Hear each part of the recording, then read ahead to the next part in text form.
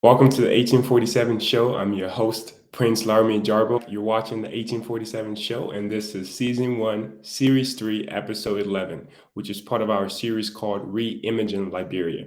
This series highlights individuals who are rebranding the image of Liberia through digital mediums like the internet by telling the stories of not just themselves, but our country as a whole. Reimaging Liberia benefits all Liberians as our stories are told from a positive lens. As a result, Liberians take more pride in what makes us unique, and those outside of Liberia gain interest in visiting our country. What would you say for those maybe that might not be in the position right now that are Liberians trying to do better for themselves and their country, but are not able to travel outside of the country? What would you say? What advice would you give to them? My advice would be you don't have to leave Liberia before you drive change within your community. There are a lot of areas that you can still make impact.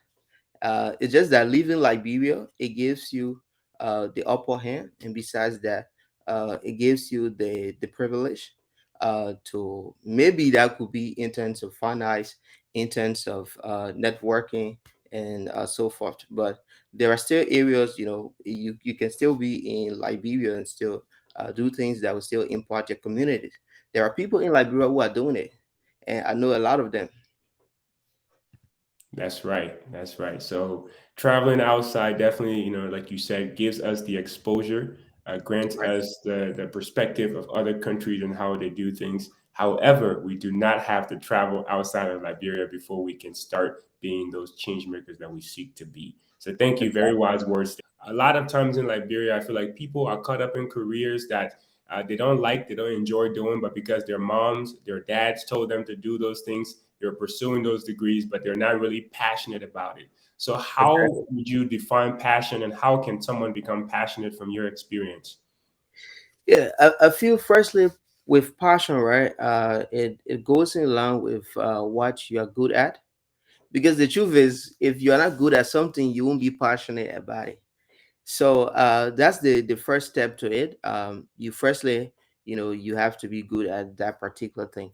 And the second thing, you should have, a clear vision of where that thing is going to take you. So that's the next step. So the reason I was doing engineering, right? I believe a lot of people said, okay, if you go for it, it's going to take you this place. Is going, but it was just based on what people were saying. But I myself, it was not something that I get to I experienced to know. Okay, if I get to do engineering, this is going to be the path. So comparing this to what I'm doing now, right? Like the media I'm doing now, I've had firsthand experience. I've reached to a point where I realized that, okay, doing this thing is going to make me more successful than what I was doing before, based on the clear vision I have for this whole career and the path of which I know it's taking me. So the first thing, like I said, with passion, you need to know exactly what you are doing, and be good at what you are doing, and of course have a clear plan of where it's going to take you. These are just some of the things that drive passion. Very practical ways to determine passion. Honestly, thank you for that. We have this mentality in Liberia that volunteerism, working for free or doing something without pay, it's almost frowned upon, right? And slowly, our generation is changing that mindset. But one thing to know for sure is that some of the benefits of volunteerism, like you mentioned, is that you get to create a network of people, and these are Exactly. long-lasting professional relationships that you do not know what it could lead to. And sometimes it could even land you a job, it could even land you an opportunity to serve somewhere else. But tell us a bit about, from your experience, how has volunteerism maybe helped you achieve your goals or helped someone that you know very closely achieve their goals? Yes, so I got a marketing job. I think that was when was it? It was some part of last year doing the World Cup. No, it was before the World Cup. So I got this marketing job, and the reason why I got that job was because of that one thing I had on my resume, that I volunteer with ISEC. That was the only reason why how you call it, got the job. And Not even interestingly, because of the education that you have. no, it was not even because of that. Interestingly, the person who interviewed me, he has also volunteered for ISEC, and he's Wow. now the managing director for the company that I got the job with at the time. And he told me clearly the reason you are getting this job is because of this voluntary work he did with ISEC. So the thing about it, like you said, people have this mentality. Once there's no money attached to it, once there's no financial benefit, there's no need for me to do it. But I feel those things count when some of these employees in schools, some of the employers schools, when they talk about your extracurricular activities. So these are things that they look how you call it towards. They want to see which kind of work you have done outside of the classroom. How many people you have volunteered for, which kind of organization. These are things that people can actually look for. So if you are a young person and you are turning down these opportunities, I think you are harming yourself more than you're helping yourself. The institution, what would you say you noticed about the creative industry or the media industry in Liberia that you felt a need to change? Oh, so the truth is there are a lot of problems. There are a lot of challenges, and it's something, of course, which I understand one person cannot solve it all. And one of those problems has been the fact that there are a lot of local talents, a lot of entrepreneurs, a lot of creatives in Liberia who have amazing stories, and oftentimes these stories go untold.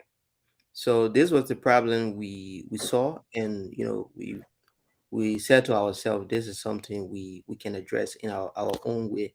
We don't have to have all of the money, all of the talent, all of the expertise, but there's a way we can put heads together, come up with an idea that we address this problem, and that was exactly what we did.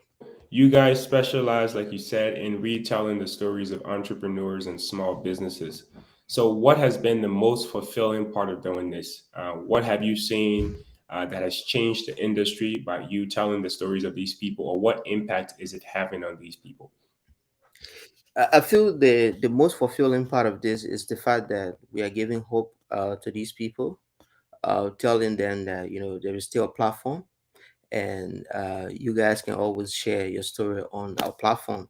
And of course, the work we have featured so far has come from a very diverse background, and particularly most of these people we feature on our platform, these are people you'll be surprised. A lot of people in Liberia, they have amazing stories.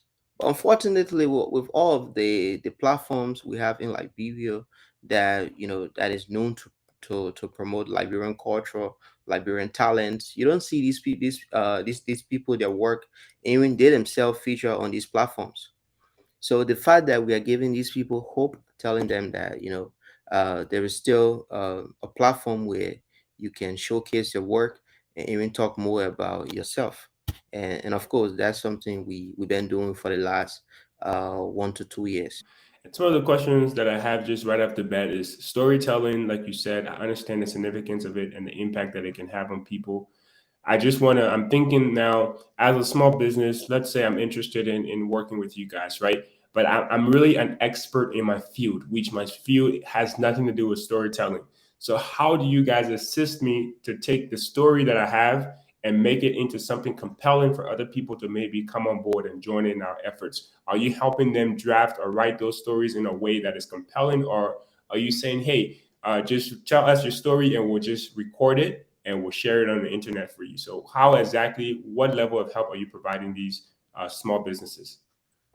So this was something that I said initially, right? Like Mhm. all small businesses, they have their own unique story. So, and one of the major challenge has been the fact that a lot of these local businesses, they are not well equipped with the necessary skills to create a creative concept. So, before we even film any project, so we usually do a creative brief where we tell you how the project is going to come up, and this is what you should expect. But to do that, we do more like a consultation. So we usually have a consultation with the client to know, because although we want to help you tell a story, but you are the best person that can tell your own story. So we are just creating the visual component to whatever you will want to put out there based on the kind of impact that your brand is making. So that has been the problem working with most of these local brands, to create that concept, the creative, how you call it, how you call it, development. Mhm. So most times we work with them and we do it from scratch, help them, based on what their brand has been doing. So we look at that, then we come up with a story around what the brand has been doing. And most often when we do that, it usually turn out to be great.